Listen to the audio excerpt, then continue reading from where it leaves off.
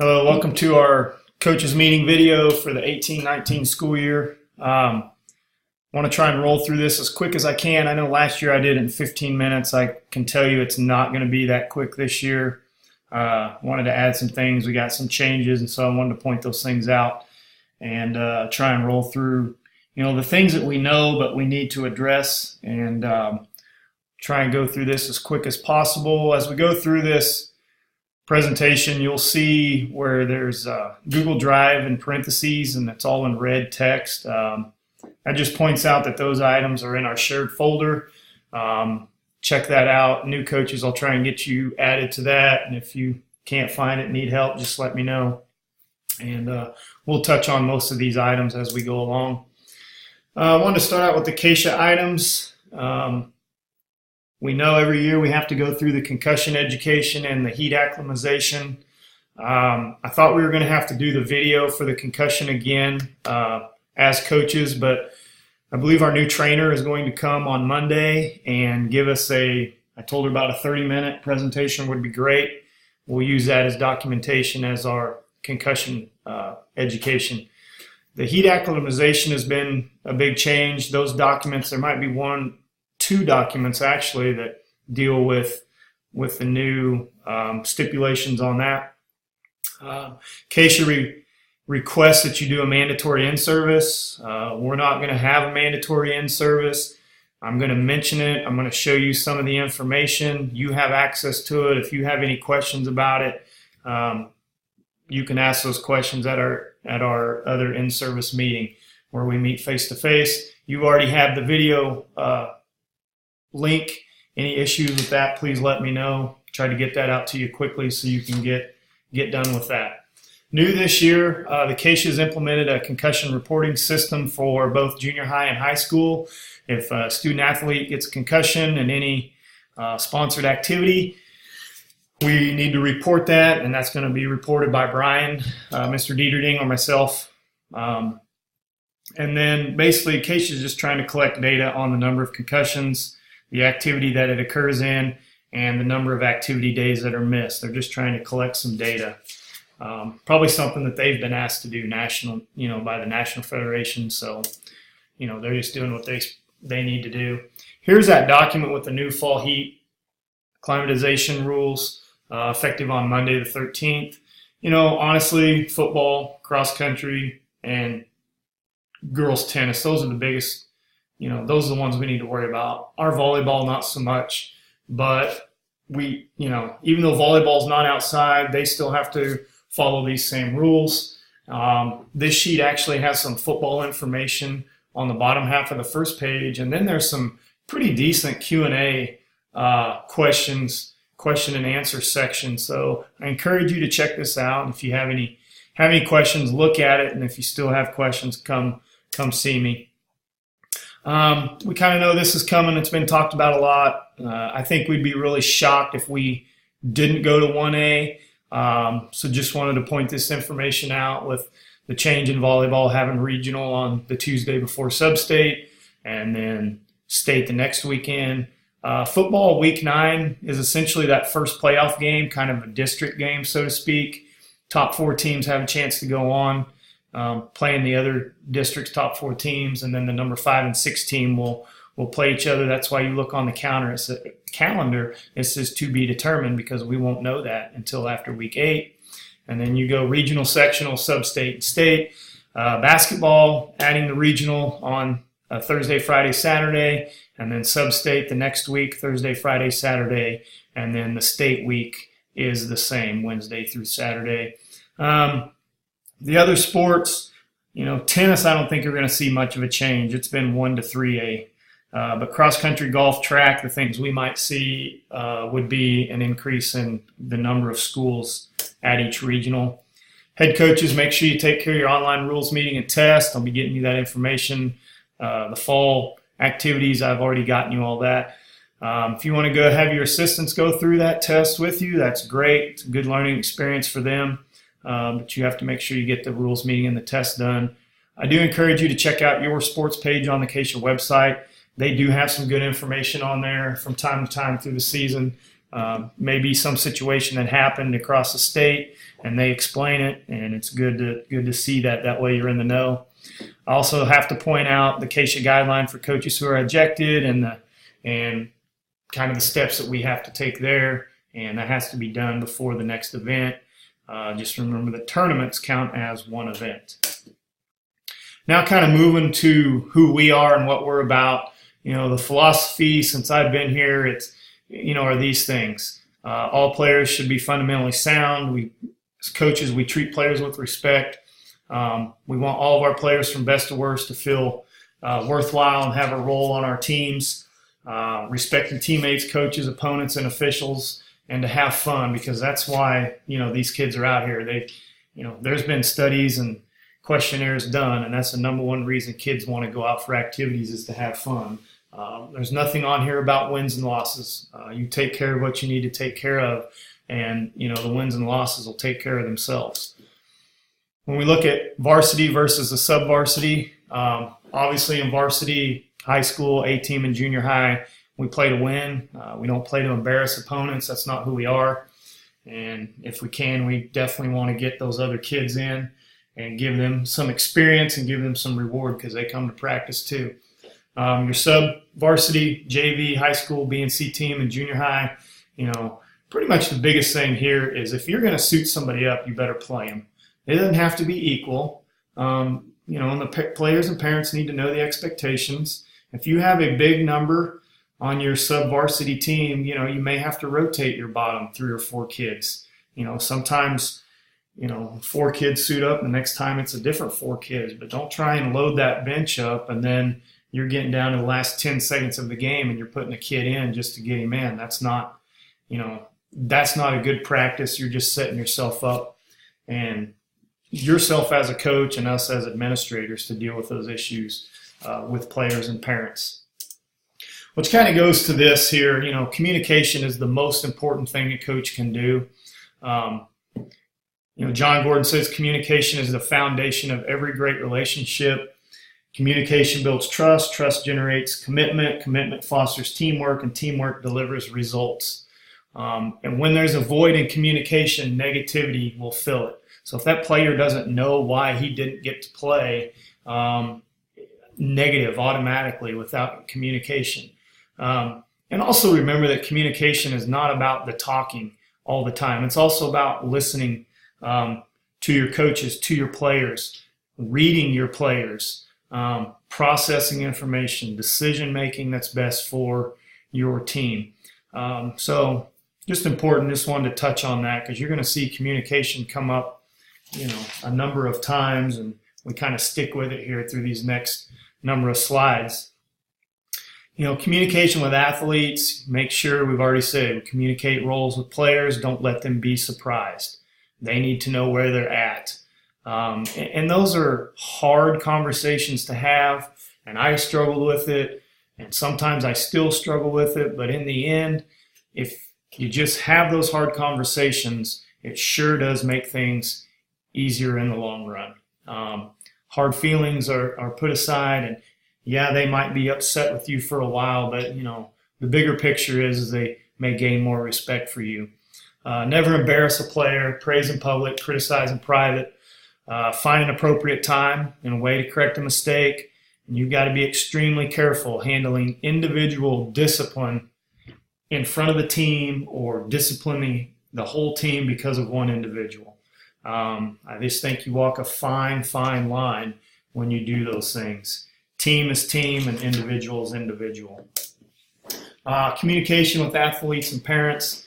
The calling and texting trees, I know they can be used still and effective. There's some better ways.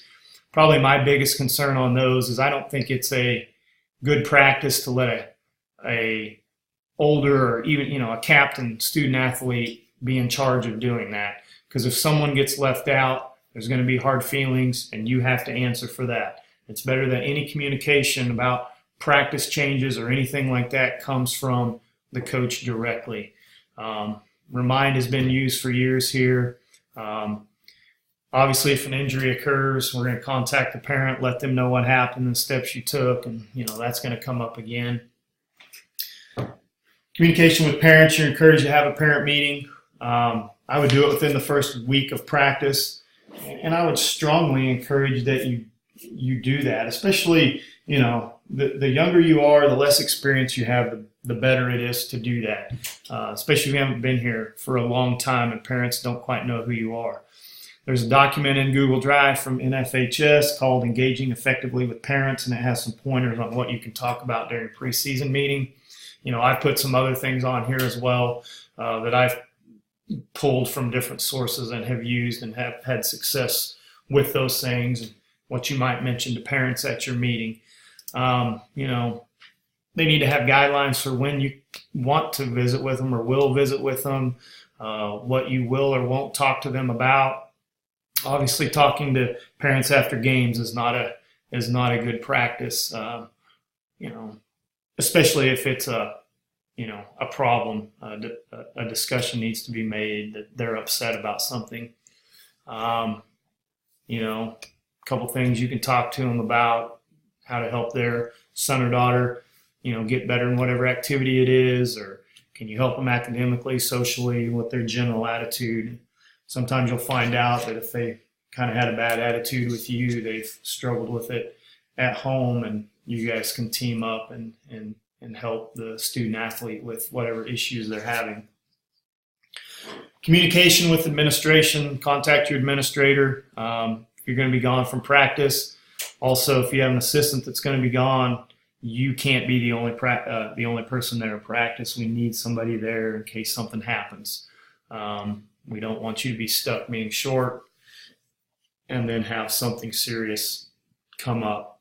Keep your administrator in the loop of any disciplinary issues you're having. One thing I want to do this year, mainly for me, is to have a preseason meeting with the head coach and the AD. I think we do these things, but at least with a document that I can hand you or you have access to, and I just say, hey, let's meet at such and such time on this day, and we're going to go through let's go through the preseason meeting and checklist, because I always make a checklist when I start my track season to make sure I've got, almost all these things taken care of. Just a good thing for us to sit face to face and visit before the season starts. Make sure you look at and understand our emergency action plan. That's going to be on Google Drive. As soon as I get the signatures on it, then I'm going to get it on there. I did not get it on there last year, and I felt kind of really bad when I was looking for it and figured out I never got it on. Have appropriate numbers in your phone. Stacy's, Brian, my cell phone number for sure. Make sure head coach, assistant coach, you guys have our phone numbers. Make sure you know where the emergency equipment is, and the AEDs are located on our campus. That's in the emergency action plan as well. Concussion signs and symptoms, as well as the heat illness signs and symptoms, are in that emergency action plan. Something that we have to have in place. If something happens, that's probably going to be one of the first things they ask for. Injuries, I told you we'd come back to injuries. Again, contact the parent, contact the administrator. I would say a phone call is more appropriate the more serious it is. And then you can follow up with an email when you get back to your office or the next day. But we definitely want to get a phone call to the parents and to the administrators the more serious the injury is. We will have an athletic trainer again this year. It'll be a new one. Her name is Ann Spindler. She lives in Dodge City. She services Barclay College as well, and so we're excited about that. Your inventory, make sure that's kept up and it's up to date. And really, in today's technology age, there's probably no reason to have that paper pencil. I think you can start paper pencil, but getting it typed up and having access to it electronically is very helpful. It is for me in track, and I know that's a different beast, but I can, if somebody leaves a pair of sweats, I can pull up my phone, Google Drive, and I can go to my inventory, and I know by the time I get to my pickup that, whose stuff that is.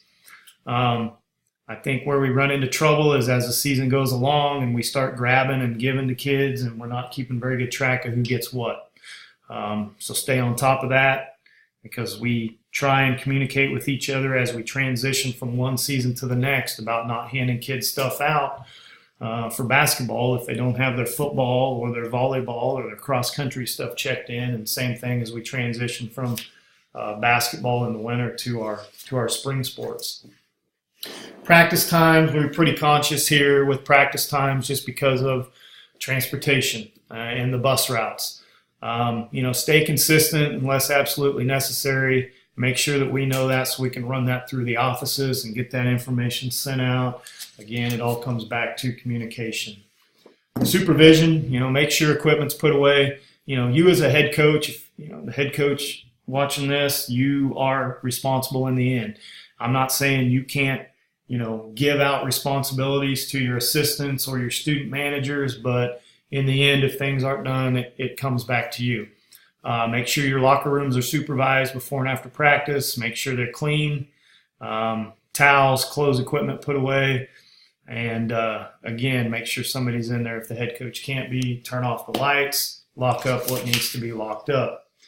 When you travel, or, this one is during contests, whether they're home and away. You need to have a plan. You need to visit with your assistant coaches so that, if it's an away game, when you get there, someone's with the kids. At halftime, somebody's with the kids because somebody, sometimes a head coach is going to visit with officials.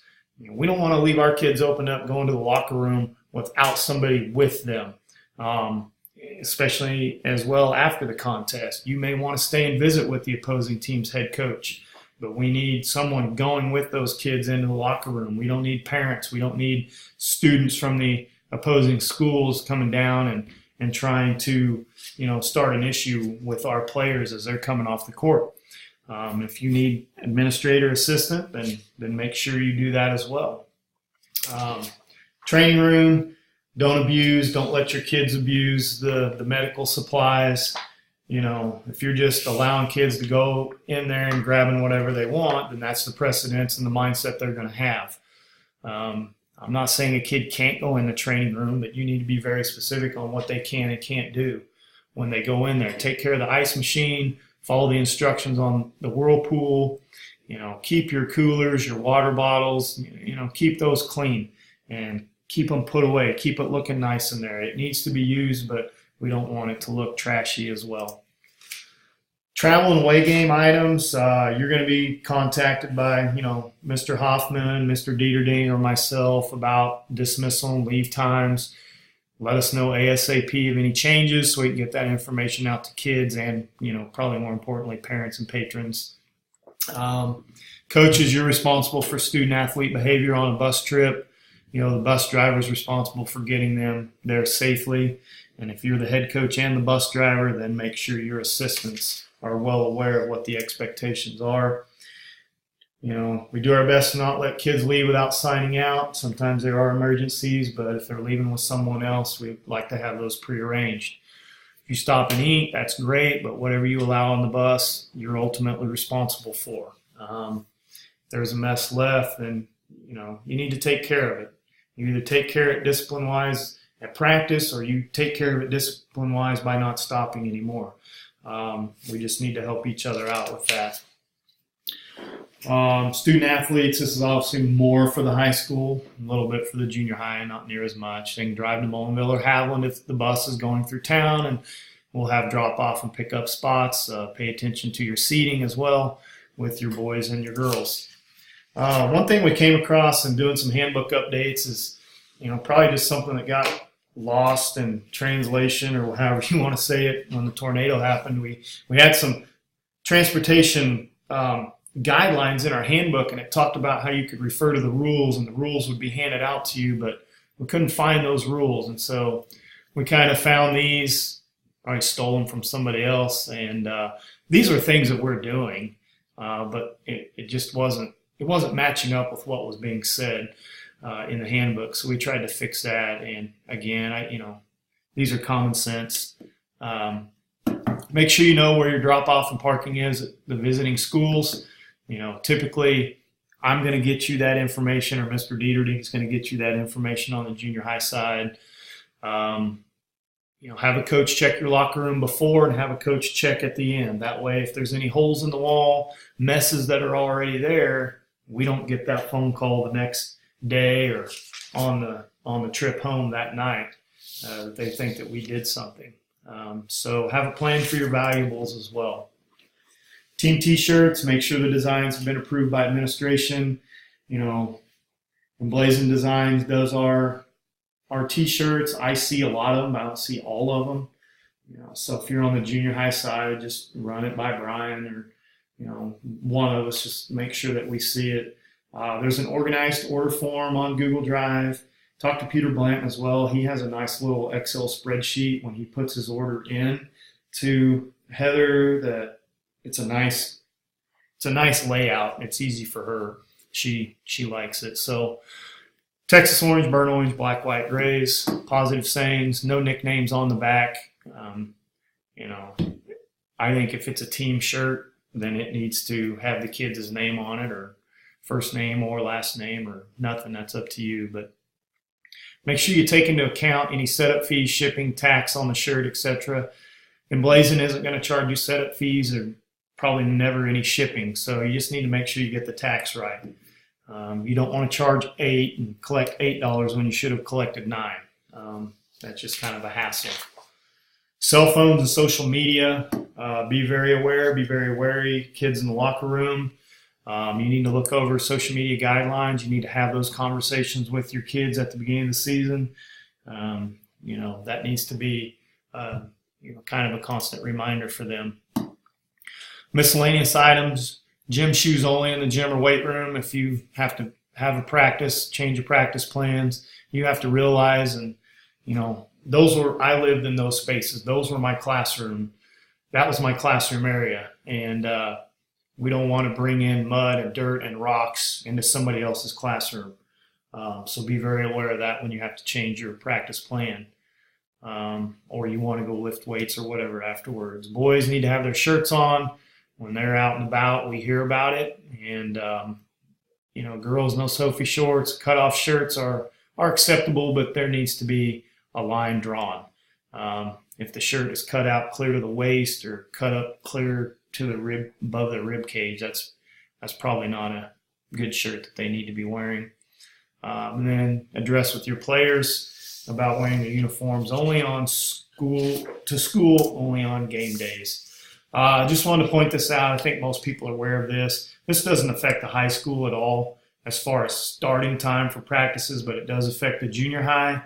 High school side, we always start practice after 3:30, more like 3:45, but I know that'll be a change for the junior high. That will kick their starting time back 30 minutes, and come basketball season, we're going to have to figure out what we're going to do there in gym space, but we'll cross that bridge when we get there. Something that will affect the high school, and coaches need to be aware of this and help this, is we had, you know, a lot of our, I shouldn't say a lot, it was almost 20% of our kids could have been considered excessively tardy or excessive absent. And so that, you know, that's a problem. We had to address it.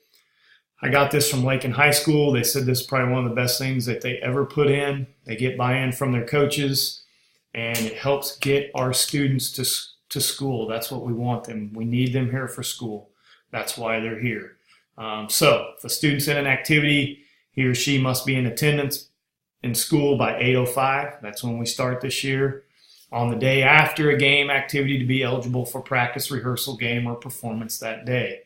Now, an approved planned absence or a doctor's appointment with a signed note would be the exceptions to this policy. And this is intended to be a minimum. If you've got kids that can't make it to school after a game, then on time, then they're going to be missing practice. And if they're missing practice, then I would think as a coach having expectations, you would have some other things for them to do, or, you know, it's going to start affecting them playing and your team. You know, it's one of those deals where, did we have a lot of kids taking advantage of this? No, but we had a few kids, and it was a problem. And, you know, that's kind of how where change starts. It just takes a few kids to mess it up for everybody. I encourage you again to check out this book. I have a copy. A couple of our coaches might have purchased their own copy. If you haven't read this, you should. I bought my son a copy, and just because I thought it was that good, especially, for him being a new coach, to get started off on the right foot. You win in the locker room first.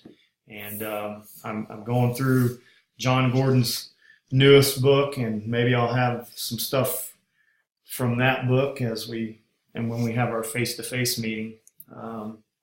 But just as we wrap up, we're going to stick with the same kind of mantras we used last year. It's going to be every day they're going to hear it's a great day to be a Maverick. We want it to be a great year, make it a great year to be a Maverick. I'm going to continue to talk to the kids about, what it is to be a Mav, mentally tough, achiever, versatile, selfless. And, just as we close, just remember, if you aren't coaching it, you're letting it happen. What you tolerate, what you encourage, how you do anything is how you do everything. Every behavior is response to an action, and always have a good plan. And, I'm going to use that mantra for students, mentally tough, achiever, versatile, and selfless, but I think it works for us coaches as well. Just want to wish everyone good luck, and let's have a great year, and thanks for watching.